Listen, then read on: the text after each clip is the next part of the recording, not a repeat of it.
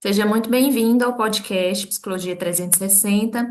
Meu nome é Érica e aqui é um espaço para a gente falar de assuntos que giram em torno da clínica. Assuntos que muitas vezes a gente tem uma certa dificuldade de encontrar em alguns lugares, em algumas formações, em alguns cursos, e a gente só vê somente com a prática. Então, a gente conta aqui com profissionais da área, profissionais que são experientes, né, que além do conhecimento teórico também tem a prática aliada aí na sua trajetória. Para esse episódio acontecer, a gente conta com o apoio da plataforma Psidocs, que é uma plataforma online para ajudar os PCs a organizarem todo o atendimento dos pacientes. Então, a gente tem desde as fichas, anamnese, documentos clínicos, agenda, financeiro, tudo pronto para fazer a organização sem papel e sem aquela correria de sempre, às vezes procurando em todos os lugares. Para fazer o teste, aqui no link da descrição você consegue fazer 7 dias gratuitos, sem cartão de crédito e sem compromisso. Hoje o tema do podcast é como é feito o diagnóstico dos transtornos do neurodesenvolvimento. E a convidada de hoje é a Bianca Coutinho, psicóloga e neuropsicóloga, pós-graduada em neuropsicologia, análise aplicada do comportamento e terapia cognitivo-comportamental, professora universitária e coordenadora clínica. Depois eu vou deixar aqui também o Instagram dela, tá? Seja bem-vinda, Bianca. Obrigada, foi um prazer. Bianca, a gente vai começar falando na introdução o que que são, então, de fato, os transtornos de neurodesenvolvimento. A gente, na maioria aqui do nosso público, é psicólogo clínico, então a gente vai mergulhar principalmente na neuropsicologia para entender os profissionais conseguirem identificarem alguns transtornos, alguns pacientes que precisam da avaliação também, né? E aí eu gostaria que Uhum. você falasse para a gente o que que de fato são esses transtornos. Certo. Eu fiquei feliz, né, quando recebi esse convite, Érica, porque é um tema que está sendo muito abordado nas redes sociais, e a gente precisa mesmo desse cuidado do que realmente é científico e o que é falácia, né? Então, falar de transtornos do neurodesenvolvimento, a gente tem visto essa disseminação de características que às vezes são triviais. Então, entender o que realmente é transtorno. Essa palavrinha, hoje eu estava até falando para uma paciente em devolutiva. É algo que realmente tenha que me trazer prejuízos e sofrimentos. Então, ter características específicas e aquilo não me trazer nenhum prejuízo, eu não posso chamar de transtorno. É como diz o nome, né? Então, transtorno traz-me prejuízos e sofrimentos, ok? Além disso, quando eu falo de um transtorno do neurodesenvolvimento, eu estou falando de algo que não me traz transtornos de agora, né? Que não me traz prejuízos atuais, mas sempre me trouxe. Então, durante o meu desenvolvimento neuropsicomotor, né, do início ali da minha infância, já se percebiam dificuldades. É lógico, quando a gente vai especificar esses transtornos, a gente vai entender quais são essas dificuldades, né? Mas quando a gente fala de transtorno do neurodesenvolvimento, é algo que traz sofrimento, prejuízo adaptativo e que não é de agora, em fase adulta, mas que vem lá do começo do meu desenvolvimento. É o principal ponto que você acredita que para levar em consideração, né? Porque muitas vezes o paciente chega falando do hoje, do momento presente também, né, Bianca? Exato. Por isso, é lógico que mais para frente a gente vai falar como é que se estabelece esse tipo de avaliação. Mas a anamnese é um instrumento importante, além dos testes, porque você tem que entender de forma longitudinal. É lógico, o paciente vai trazer queixas atuais e você tem que ouvi-las. Mas saber como isso era lá atrás vai trazer esse diferencial. Estou falando de um transtorno realmente do neurodesenvolvimento? Então, o relato do paciente, seja um adulto, por exemplo, né? Ele tá falando do dia de hoje, a gente às vezes buscar alguém, algum outro que possa relatar ali, alguém que conviveu com essa pessoa durante a infância, a adolescência. Eu sempre falo, né, aí dessa importância para os meus pacientes, quando eles permitem, porque quando você avalia o Uhum. adulto precisa da permissão dele, né? Fica bem mais rica essa anamnese. Então você sempre busca, mesmo sendo adulto, você sempre busca esse outro olhar, essa outra pessoa que seja importante nesse momento da avaliação. Sim, sim. É importante. Teve uma paciente que até veio para fazer avaliação, e ela falou, Bianca, eu estou querendo ser reavaliada, porque na anamnese a psicóloga falou, não, eu não quero ouvir lá do teu passado, porque o cérebro é plástico. Ok, o Uhum. nosso cérebro ele tem as modificações, mas se eu estou com uma suspeita de um transtorno do neurodesenvolvimento, eu tenho sim que ouvir como é que foi essa infância, essa adolescência. Então, por exemplo, conversar com um pai, uma mãe, um irmão que conviveu com essa pessoa é importante. Então, eu sempre levo isso para os meus pacientes e normalmente eles aceitam. Certo. Quais são os principais transtornos que estão sendo mais avaliados atualmente, que você percebe? Hoje a gente ouve falar bastante, né? Ao mesmo tempo que falar bastante não quer dizer falar corretamente, do transtorno do espectro autista, o Uhum. transtorno do déficit de atenção e hiperatividade, a deficiência intelectual. A gente ouve falar também do TOD, né? Que é o transtorno opositor desafiador, que aí tem aquelas dificuldades, faz parte do transtorno do neurodesenvolvimento ou não, é ambiental ou não, né? Mas hoje são os mais discutidos. Você acha então que na ponta isso está sendo bem visto e está chegando geralmente assim a essas pessoas, porque com a internet a gente vê um boom mesmo, né? Uma procura, um conteúdo daqui, outro dali, pessoas mesmo se autodiagnosticando. Então, na ponta isso realmente está acontecendo. As pessoas estão procurando, estão buscando esse lado mesmo do profissional entender sobre os transtornos. Sim, uma das buscas maiores. E eu acho importante, não só para o psicólogo que vai trabalhar com avaliação, tá? Até o psicólogo clínico mesmo, na própria psicoterapia. Eu sei que existem algumas abordagens que não trabalham, né, com o diagnóstico em si, Uhum. mas entender se aquela dificuldade que o paciente está trazendo tem um núcleo. Por exemplo, as dificuldades sociais. Vários transtornos podem ter dificuldades sociais, mas saber qual o núcleo daquela dificuldade vai nos ajudar a entender se a gente está falando de um transtorno ou não. Certo. Existe uma idade ideal para investigar, para já chamar assim a atenção de um pai, de uma mãe ou do próprio profissional que às vezes está atendendo criança, adolescente? Olha, quando a gente fala de TEA, por exemplo, diagnóstico quanto mais precoce, melhor. Né? Então, desde o desenvolvimento ali, do início desse desenvolvimento, a família que percebeu um atraso na interação social, que vai desde o bebezinho, né? Um bebezinho ali de alguns dias, ele consegue ter uma visão. Curta ainda, mas ele consegue. Então, enquanto a mamãe está amamentando, ele precisa olhar nos olhos, precisa sorrir de volta quando alguém está brincando com ele, né? Então, essa pequena interação que começa desde o começo, isso é também linguagem de alguma forma, né? Tem que ser observada. Então, observou que houve atrasos, quando a gente fala do TEA, hoje é possível trazer ali um diagnóstico dentro do primeiro 1 ano e 6 meses, mais ou menos, uns 18 meses, né? Ai, Bianca, quando não for possível, for de forma mais sutil, eu acredito, Érica, que a importância maior é a intervenção do que rótulo, né? Então, se eu Uhum. percebo que tem atrasos, lógico, a gente usa muito aquela falácia de cada criança tem o seu tempo. Ok, a gente tem uma linha ali Umas tênue, janelas, né? né? Exato, essas janelas. Passou disso, poxa, eu tenho também o que é esperado para aquela idade, os marcos de desenvolvimento. Então, sim, é necessário que os pais observem.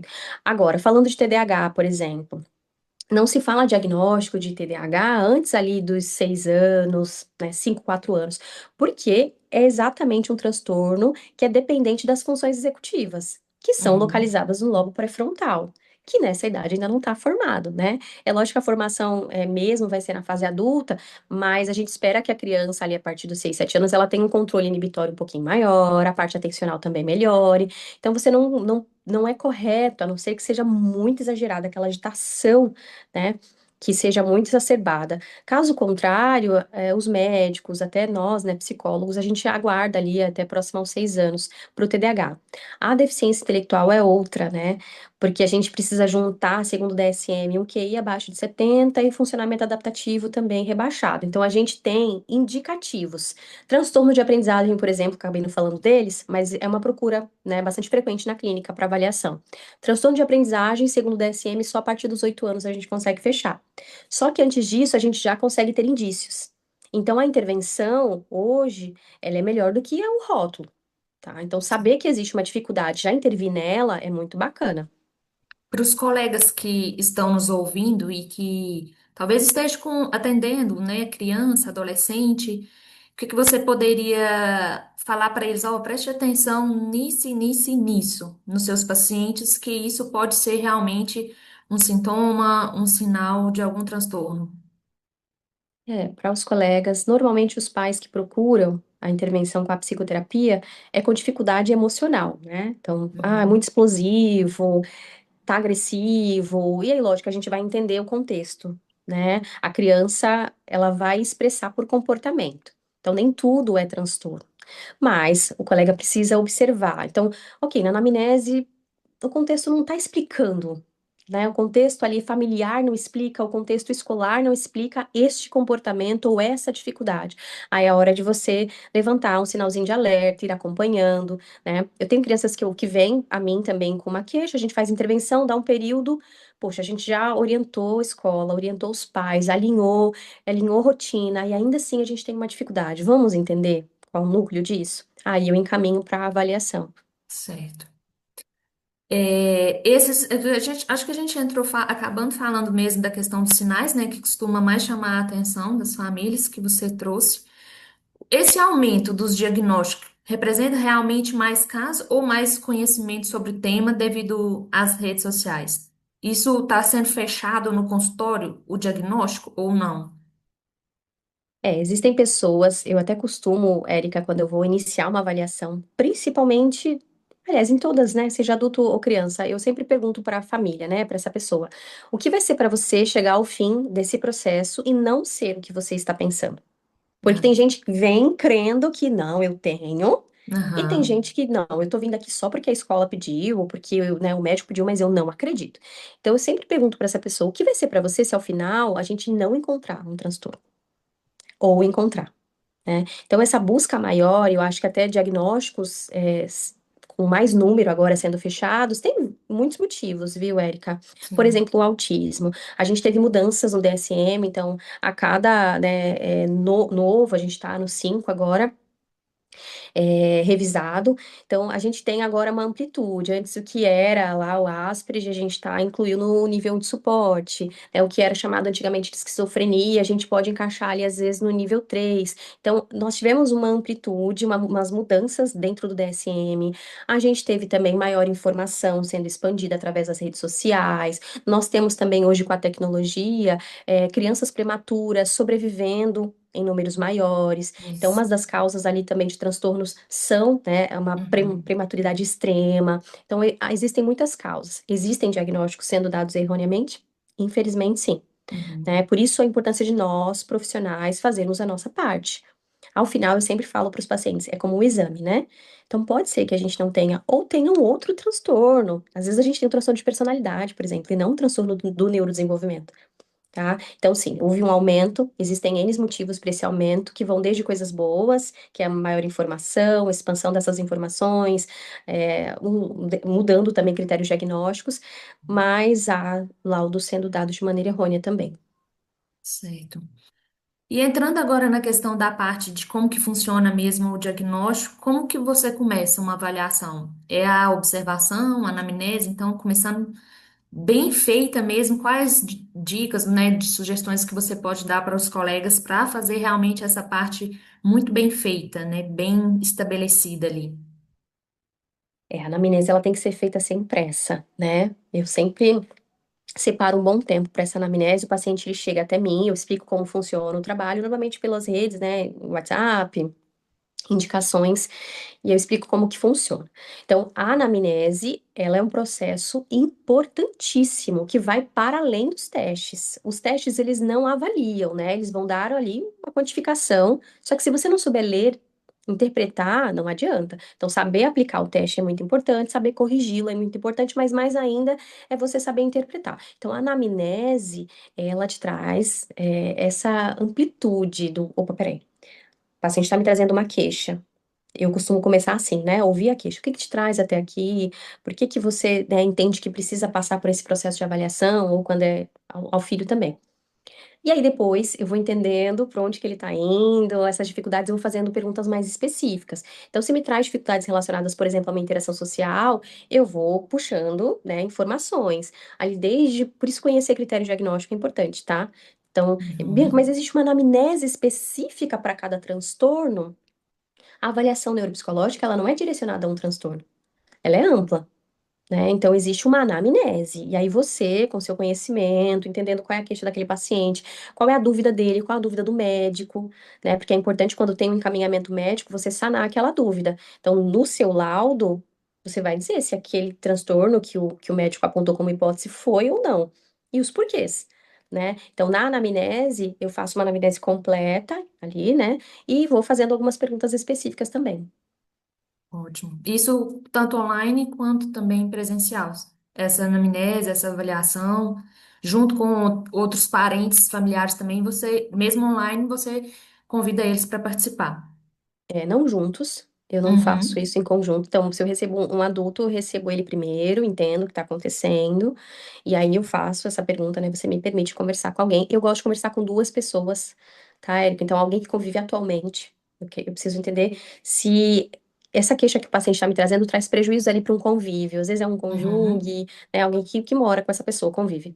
E alguém que conviveu com essa pessoa lá atrás. Então, normalmente eu faço com mais outras duas pessoas, também de forma separada, tá? Para que eles consigam me dizer se é influência um do outro. Para mim funciona dessa maneira. Ótimo. As etapas que você poderia dizer para avaliação de neuro seria quais? Além da anamnese, a observação. Isso. Bom, nesse processo você vai ter esses relatos através da anamnese, a observação clínica, então do comportamento do paciente, das queixas que ele trouxe, se ele vai mesmo, né, demonstrar essas dificuldades ali no contexto, e inventários, escalas, os testes, né? Então a primeira sessão destinada à anamnese, as próximas sessões eu distribuo para isso, né, para aplicação dos testes. Eu sempre começo por teste de inteligência, tá? Porque, por exemplo, o transtorno de aprendizagem ele é descartado quando eu tenho uma deficiência intelectual, quando eu tenho um cognitivo rebaixado. Então, eu inicio por esse teste de inteligência, eu sempre utilizo as escalas Wechsler quando possível. Quando a gente faz online, são outros testes, né? Uhum. Porque essa é uma escala presencial. Então, é o que eu utilizo, né, do padrão ouro. E aí depois eu vou aplicando outros testes mais específicos, tá? Porque a escala Wechsler vai te dar índices como compreensão verbal, memória operacional, velocidade de processamento, organização perceptual. Depois você aplica testes mais específicos daquelas áreas. Então a gente vai distribuindo dessa forma. A última sessão é a devolutiva, né? Que é quando você vai entregar esse laudo, e aí o laudo tem também a sua estrutura específica, né? Uhum. Quanto tempo, mais ou menos, que costuma durar uma avaliação? É dependendo do caso, do transtorno ou do paciente? Olha, normalmente eu sempre falo para o paciente, no mínimo 8 sessões. No Uhum. mínimo, né? E aí, quando eu preciso de relato de mais pessoas, vamos para umas 10. Então, lá vem uma criança, por exemplo, que já tem diagnóstico e a gente quer investigar comorbidade. Então, essa criança faz terapias. Aí, eu vou conversar com a família, vou aplicar os testes com a criança, vou conversar com a escola, vou conversar com terapeutas. Então, normalmente, o mínimo é 8. Mas a gente chega a 10, 12, né? Se o caso for muito mais complicado e você precisar de mais tempo. E aí, vai Sim. para um pouquinho mais de 2 meses.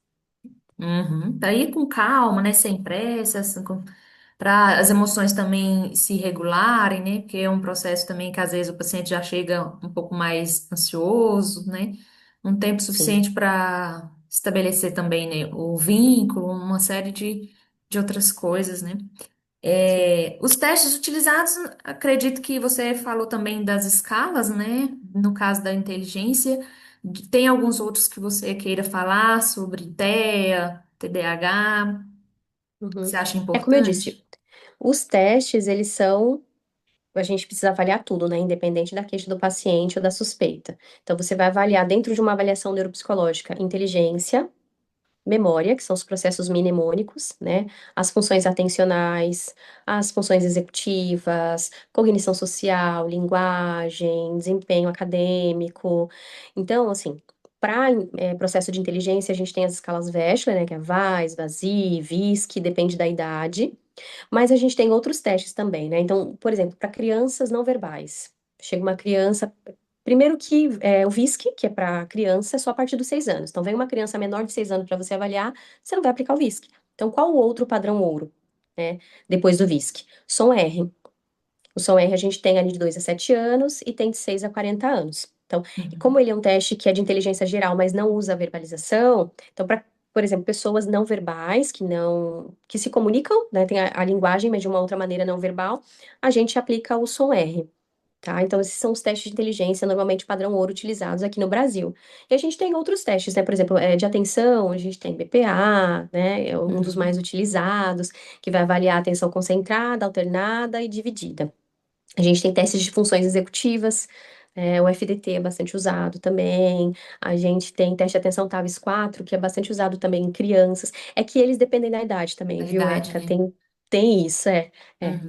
A gente, já para avaliar a cognição social, a gente precisa avaliar um pouquinho de teoria da mente, as escalas, Uhum. né, SRS. Então, as escalas, elas já são mais específicas. Quando você tem dúvidas específicas, então, precisa avaliar um transtorno. Será que TEA? Normalmente a gente tem o SRS 2.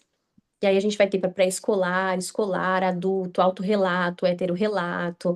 A gente tem agora uma escala nova chamada ERA, porque ela é boa, porque ela foi feita, por exemplo, para mulheres, especificamente para mulheres, que a gente sabe que o TEA, né, para mulher às vezes é um pouquinho mais difícil para ser diagnosticado por conta do masked maior. Tá? Então os testes eles são gerais para as funções, mas as escalas a gente tem as separadas, tá bom? Tá bom. E a escola, no caso das crianças, você sempre inclui, você sempre tá com esse olhar, essa observação escolar também no ambiente? Você chega aí ou não? A professora vem para algum tipo de sessão? Como você faz? Normalmente eu peço a reunião com a escola, Uhum. tá? Eu só não converso com a escola quando é período de férias. Então, por exemplo, agora, eu recebi muitas crianças para avaliar. Se a família entrou em contato comigo um pouquinho antes das férias, eu pedi para que a família pedisse um relatório escolar. Aham. E o que eu gostaria naquele relatório, que tem relatórios que acabam sendo muito rasos, né? Então, olha, eu quero saber um pouquinho da parte acadêmica, comportamental, social, autonomia, e a escola faz. Mas, se a gente não está em período de férias, eu marco a reunião com a escola. Ir até a escola é um pouquinho mais difícil por conta da correria da agenda, né? Mas já Aham. fiz, então, escolas mais próximas aqui ao consultório, eu consigo ir até lá. A gente Uhum. marca, né? Mas normalmente as reuniões são feitas com o coordenador, o professor, e quando a escola tem o psicólogo, participa também. Ah, ótimo. E como você integra todas essas informações para chegar a uma conclusão? Teste, né? Observação, agora que Ah, É um trabalhão, mulher. Não além é das fácil que a gente 8, faz. 10 sessões, aí vai mais, né? Além das 8, 10 sessões, vai muitas horas. Muitas horas. Eu já vi psicólogos falando, ah, Bianca, eu passo alguns dias, então eu começo um pouco, depois eu vou de novo. Eu já vi gente falando, ah, eu faço rapidinho. Assim, eu desacredito que alguém consiga fazer rapidinho. A não ser que pense, ah, mas eu já sei o que vai dar. Se você tem essa crença de eu já sei o que é rapidinho mesmo, que você vai lá, corrige, Tá joga enviesado de. algumas coisas já, Exato. né? Exato, esse é o perigo. Agora, se Isso. você para mesmo para analisar, então, poxa, o fulano disse para mim que tem muita dificuldade, sempre foi muito inteligente, mas ele também tem muita dificuldade nas funções executivas. Será? Ah, então ele não é, por exemplo, altas habilidades, não tem superdotação. Aí eu Uhum. tô enviesada, porque eu preciso parar para ver. Poxa, o QI geral dele, por exemplo, deu 120, não é o que a gente espera para uma altas habilidades, mas olha lá, velocidade de processamento muito alta, a memória operacional desceu o índice. Esse detalhe é importante para você, porque memória operacional tem muito a ver com funções executivas. Então, eu posso ter, por exemplo, um TDAH que está prejudicando essa funcionalidade. Entende? Uhum. Então, é muito importante a análise. Você vai corrigir? Para corrigir, eu levo ali umas 2 horas para corrigir tudo. Só para corrigir. Aí eu vou parar para ler. Eu espalho tudo, vou desenhando aquele perfil neuropsicológico.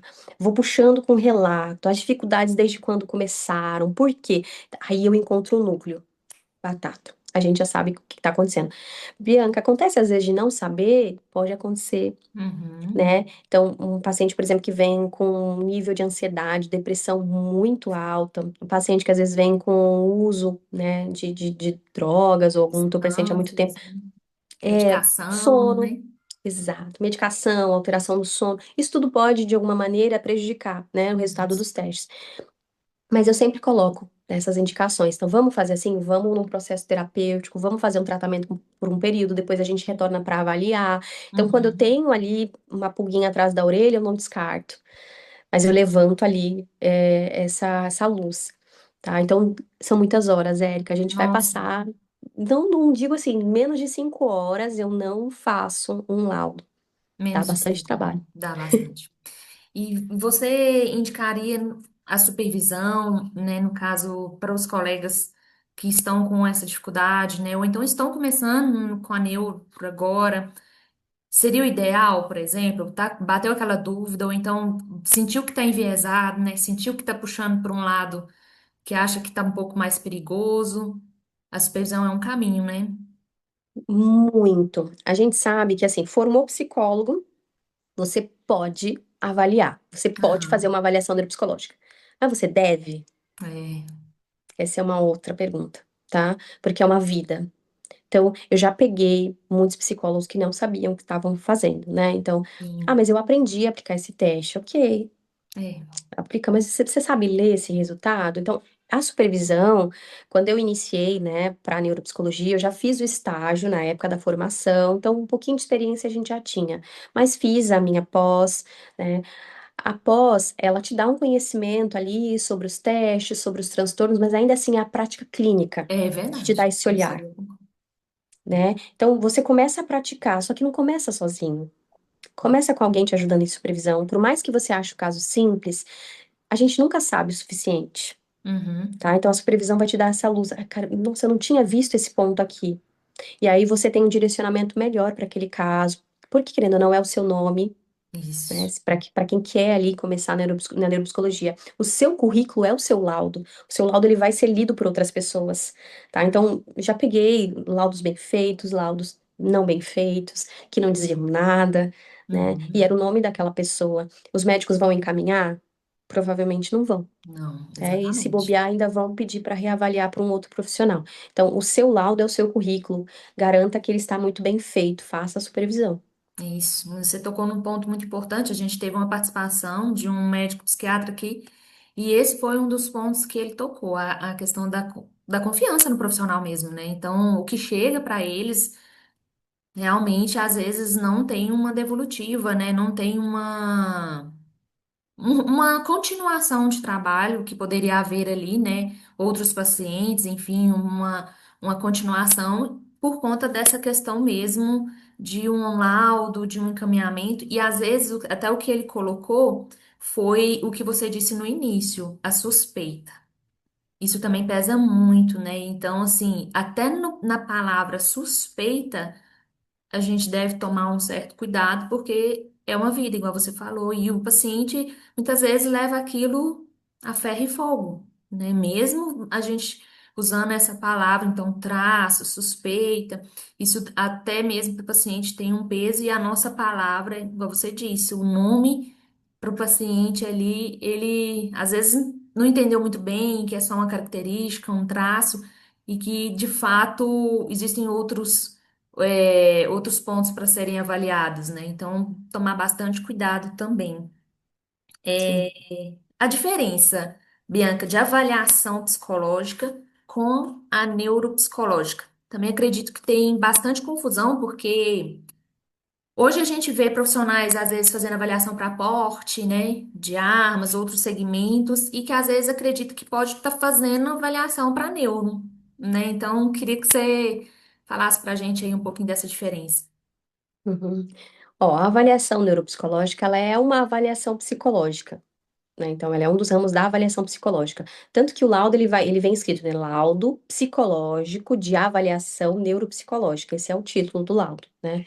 Só que elas são diferentes. Então, a avaliação psicológica, ela também pode utilizar testes, mas vai envolver um pouco mais de testes de personalidade, de rastreios emocionais, tá? É feito, como você disse, para porte de arma, orientação profissional, concursos, Isso, para cirurgias, né? isso. Então, é uma avaliação mais voltada para essa parte mesmo, e aí a gente pode também observar traços de transtornos de personalidade dentro de uma avaliação psicológica, tá?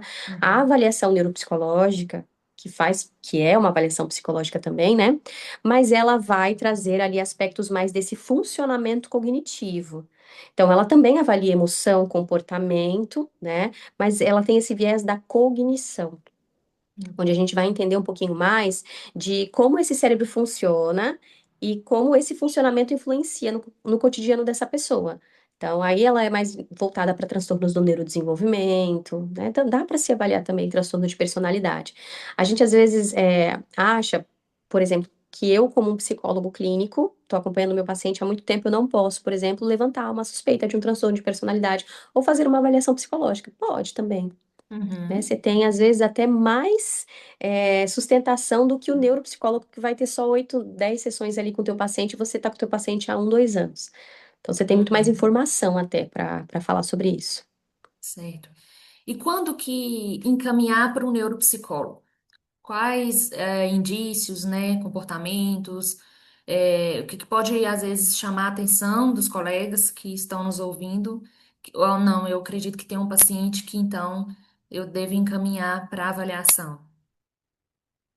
Eu recebo muitos pacientes encaminhados de colegas, né, que estão ali com esse paciente há um bom tempo, então pararam para observar, foram acompanhando, foram fazendo intervenções, foram criando Uhum. estratégias compensatórias para esse paciente, e ainda assim o paciente vinha trazendo muitos prejuízos.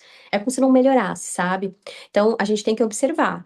Ah, esse paciente ele fala muito, Bianca, de comportamentos muito impulsivos. Então a gente já toma medicação, já é um paciente que a ansiedade já deu uma estabilizada, mas ainda assim, muita impulsividade, muita agitação mental, muita dificuldade de concentração.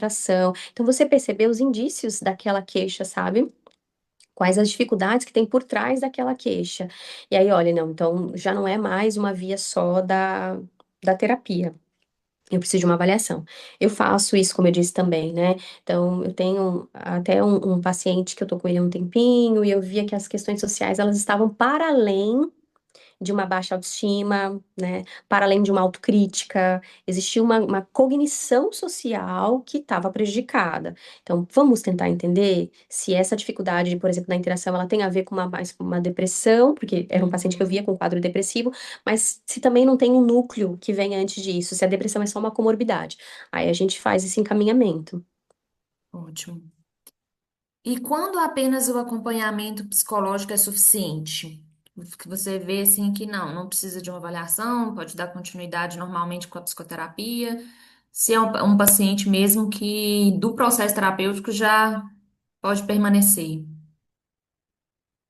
Se o paciente, ele é muito complicado, né? Por exemplo, eu já tive adultos que parece que o diagnóstico fez mal, fez mais Uhum. mal do que bem, né? Eles começaram a se olhar de uma maneira pejorativa, parece que aquele processo de depressão foi piorando.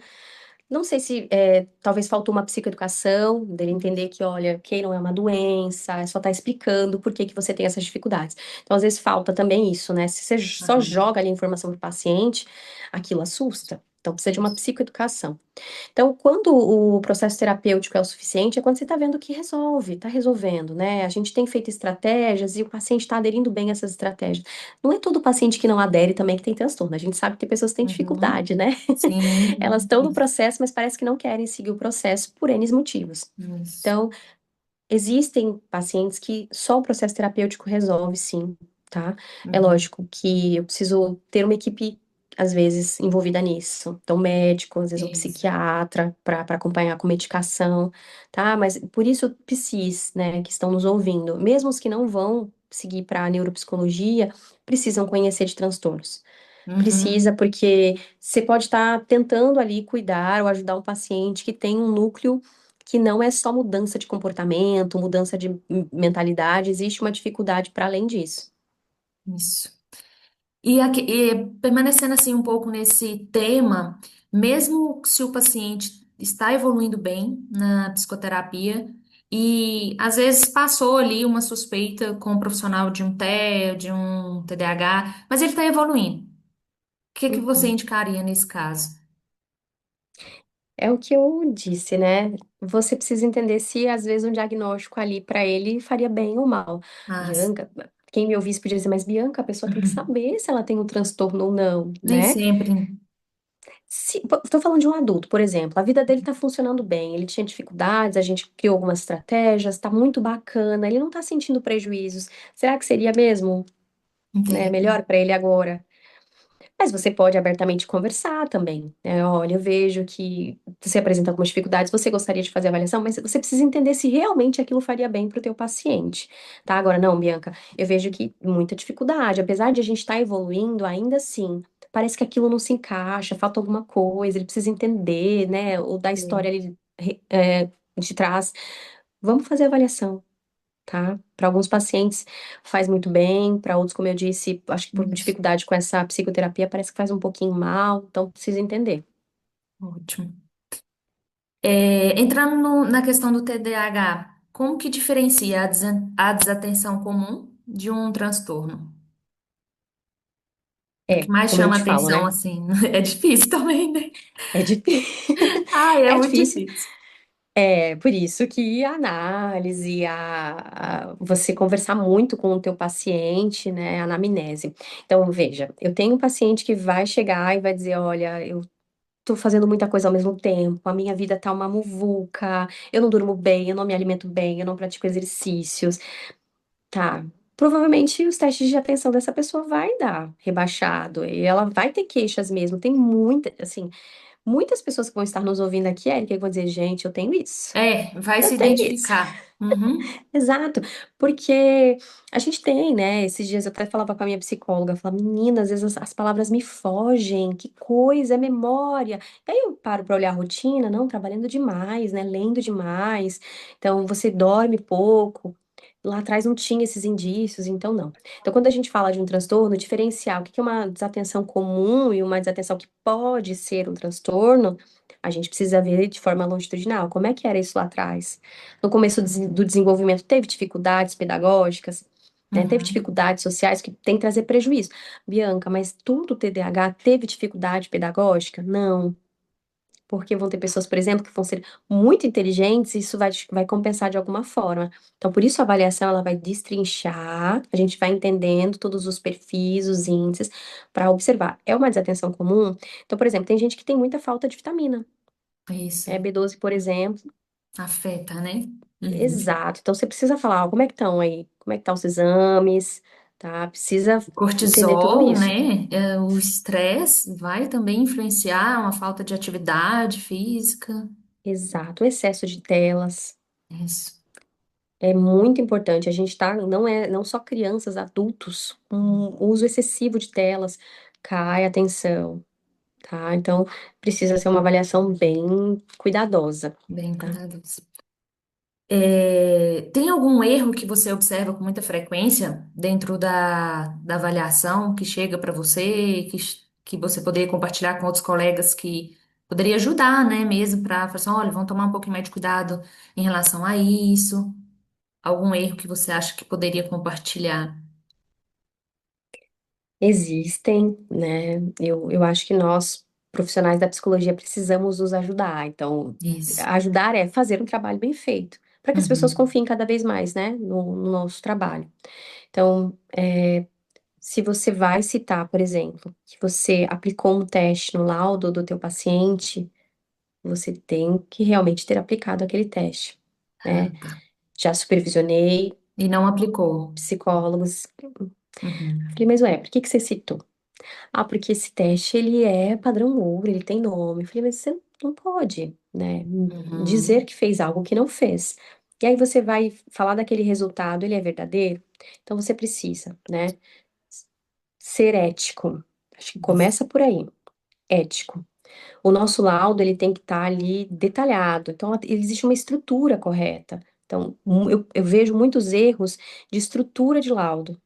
Laudo, às vezes, de 2 páginas. Eu falei, gente, mas nem a anamnese cabe, muitas vezes, em 2 páginas. Esse laudo não diz nada, tá? Então, você tem uma estrutura ali que Sim. é dita pelo nosso conselho, que é Uhum. esperada. Então, você tem ali os dados do indivíduo, você tem os procedimentos, você tem a descrição da demanda, você precisa colocar a análise da anamnese, aí depois vem as suas observações clínicas, depois vem os testes, e por último vem a conclusão. Então, cuidado, nós precisamos ser éticos, nós precisamos seguir o que o nosso conselho determina de estrutura de laudo. A gente precisa saber aplicar os testes. Eu já vi alguns psicólogos também com dificuldade na correção. Aí coloca qualquer coisa, sabe? Uhum. Os nossos testes, eles têm uma forma de correção que você tem por exemplo, uma idade para iniciar. Então, a gente tem o início para aplicação de um teste específico, por exemplo, né? Um subteste.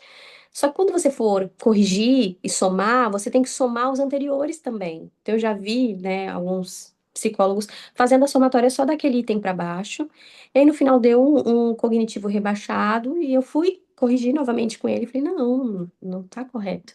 A gente precisa corrigir. Então, assim, entender do que está falando, tá? Nós precisamos entender o que nós estamos falando. A gente vai saber de tudo? Não, mas a gente vai buscar saber.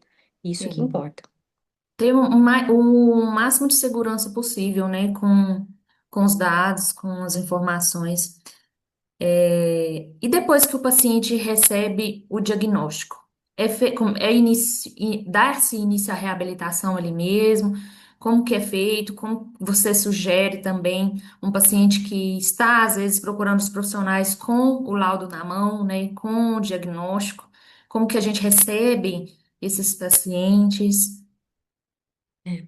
Então, quando a gente faz a avaliação, a gente faz os encaminhamentos também, né? Se Uhum, necessário. Então, é feito um encaminhamento. Normalmente você vai encaminhar para um médico, porque aí o médico vai ler o teu laudo, vai ali corroborar, fazer um laudo médico, né? Se necessário a intervenção medicamentosa ou não. Você também vai fazer os encaminhamentos para as terapias. Então, é uma criança que tem dificuldade de aprendizagem, aí você vai a psicopedagogo, intervenção, né, com uhum. psicopedagogo, psicólogo, porque tem questões emocionais ali envolvidas, tem crianças que precisam ser avaliadas por um fonoaudiólogo, você encaminha também. Então, às vezes eu chego a encaminhar, às vezes também para alguns exames, né, então a criança chega para mim com muita dificuldade eh, da parte pedagógica mesmo, né? Ah, mas já fez exame de vista? Não, nunca fez. Isso. Então, vamos fazer um exame, né? Vamos descartar Uhum, outras coisas, porque às vezes a uhum. gente vai lá, bate o martelo e não é. A criança não enxergava direito. Eu tinha um paciente que chegou a mim, Érica, que a escola falava, não, mas ele não tem contato visual, ele não olha nos olhos, e tinha uma suspeita ali de autismo, sabe? Eu já avaliei, não atingiu critério nenhum, o critério A ali do DSM, mas ele realmente não focava os olhos. Vou fazer um exame. O menino tinha uma perda severa de Nossa, visão, colocou o óculos, o menino tava olhando tudo, nossa. assim, ó, olhava nos olhos, Uhum, sabe? Uma dificuldade no aprendizado. Então, crianças, às vezes, que eu tô fazendo um teste que é auditivo, por exemplo, de memória, né? O RA-VLT, que a gente usa bastante. E você diz uma palavra, a criança faz trocas fonêmicas. Opa, será que tá escutando direitinho? Fez uma uhum. avaliação auditiva? Ah, não fez, vamos fazer? Então, a gente pede. Tá? Então, tomar cuidado com tudo isso também, nas indicações. Então, sai daqui. Se tem dificuldade, já sai com encaminhamento, né? Certo. Seja ali para as especialidades corretas. Ok. É, na questão das orientações com as famílias, você tem um protocolo também para dar o diagnóstico na devolutiva? Geralmente você chama os mesmos que participaram ou não? Permanece com o paciente? Como que é feita a devolutiva? A devolutiva, o laudo, ele é um documento do paciente, né? Então, a devolutiva que eu faço é sempre com, se eu avaliei uma criança, é feito com os pais. Se eu avaliei um adulto, por mais que eu tenha falado com outras pessoas, a devolutiva é feita com ele, o laudo é entregue para ele, né? É. E aí, quando eu avalio criança, eu sempre digo, precisa entregar para a Uhum, escola vai precisar, eu coloco orientações para a escola ao final também do laudo. E aí, se a escola quiser, eu me coloco à disposição, né? Olha, se vocês precisarem de uma devolutiva para a escola ou para os outros terapeutas com quem conversei. Só que é cobrado um valor à parte, né? Então, você uhum. tem um valor para começar e finalizar esse processo. E o processo começa com a família ou com o adulto e finaliza com a devolutiva. Eu já tive amigos que fizeram avaliação, mas por plano de saúde, e disse: Olha, Bianca, eu não tive devolutiva. Eu falei, mas como assim? Eu Hum. fui até lá, me disseram para pegar o laudo na recepção. Eu falei, não existe isso. Nossa. Isso não existe. Ah, mas é porque está explicativo. Não, não está. A pessoa precisa explicar o que ela fez e como ela chegou naquela conclusão. Então, não façam isso, né? Psicólogos, não façam isso. Então, você vai fazer com essa pessoa essa finalização. Se for necessário uma devolutiva ou uma conversa com a escola ou com outros terapeutas que você conversou nesse processo, mas isso tudo tem que ir no contrato bonitinho também, Isso, aqui né? eu pensei aqui também no contrato, e a gente não vai falar de valores então, mas na avaliação você faz o pacote das sessões para fazer a avaliação daquele paciente. Quanto É, criança, adulto, funciona assim. sim, eu, Bianca, não cobro a mais se eu precisar de mais sessões, por exemplo. Então, É para o um meu pacote processo de fixo. análise, Uhum. olha, a gente vai, no mínimo 8. Se eu precisar de 10, de 12, eu não cobro nada Certo. mais para Uhum. minha análise, porque eu preciso de informação para essa avaliação. Certo. Fiz a devolutiva, é a última parte do processo, o laudo está entregue para a família. Preciso que eu explique isso para alguém, né, ou para outras pessoas, como eu disse, aí, mas isso Aí é o tudo vai lá no honorário. contrato bonitinho. Ah, Isso. tá. Uhum, certinho. É, tem alguma questão que você queira colocar, Bianca, que você percebe enquanto um buraco, uma brecha também que você vê em relação para contribuir com outros colegas, para sugerir ou trazer como dica para eles, ou em questão de livros, né, de algum curso, de algum conteúdo que você acha que vai ajudar para quem está aí começando, ou então quem tem interesse. Tá. Eu sempre falo que antes de entender sobre os transtornos em si, a gente precisa entender sobre o desenvolvimento humano. É Uhum, lógico que a gente aprende isso na faculdade, né? A gente lê, um livro que me marcou muito no período da faculdade se chama Desenvolvimento Humano, sim. da Gianni, né, Papalha. Uhum. Muita gente deve ter lido esse livro, mas às vezes leu só para fazer a prova e me esqueço. Isso. Então, Isso. assim, saber é muito importante, porque que eu recebo muito aqui no consultório, pessoas que vêm com queixas, porque eu acho que o meu filho, às vezes só para terapia mesmo, meu filho tem algum transtorno, e aí eu tô olhando só uma criança com comportamentos esperados para a idade mesmo, Uhum. né? Então, é uma Uhum. criança de 3, 4 anos que vai ter crise, que vai ser opositora, que vai chorar, né? Lógico que a gente tem que entender frequência e intensidade, isso é muito importante. Mas saber do desenvolvimento humano é importante, tá? Então, o que que é esperado para aquela idade? O que não é, o que a gente pode chamar de transtorno ou não. Então, leiam sobre isso. É, tem um livro que eu gosto também bastante que fala sobre o cérebro da criança. Então, Ah, como que sim, funciona o tem. hemisfério direito e esquerdo, você tem também, né? Tem. Né? É muito Ele é bacana para a muito gente bacana. entender. E serve para profissionais e para os pais, né? Para indicação para os pais também, para entender esse cérebro mesmo. Bianca, eu quero te agradecer, então, pela disponibilidade do seu tempo, por ter trago esse conteúdo valioso aqui para a gente. Tenho certeza que tem que voltar mais vezes, porque ainda ficou vários assuntos para a gente falar. Mas fique à vontade para compartilhar seu Instagram, seus contatos para os colegas que querem, às vezes, alguma supervisão ou fazer alguma parceria com você. Sim, eu agradeço pela oportunidade de fala, viu, Érica? Acho que é muito importante, é uma área que precisa ser divulgada. São conscientizações que a gente precisa falar um pouquinho mais. Sim, tinha um monte de coisa para falar ainda, né? Mas para quem tem interesse de seguir os meus conteúdos, interagir um pouco comigo, e às vezes fazer também parcerias, eu tenho Instagram, né? Neuropsicóloga.Bianca Coutinho.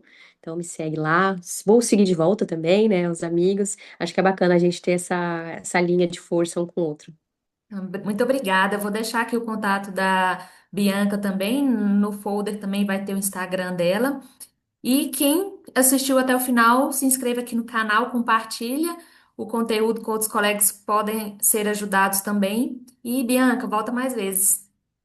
Volto sim, obrigada. Até mais. Tchau, Tchau, pessoal. tchau.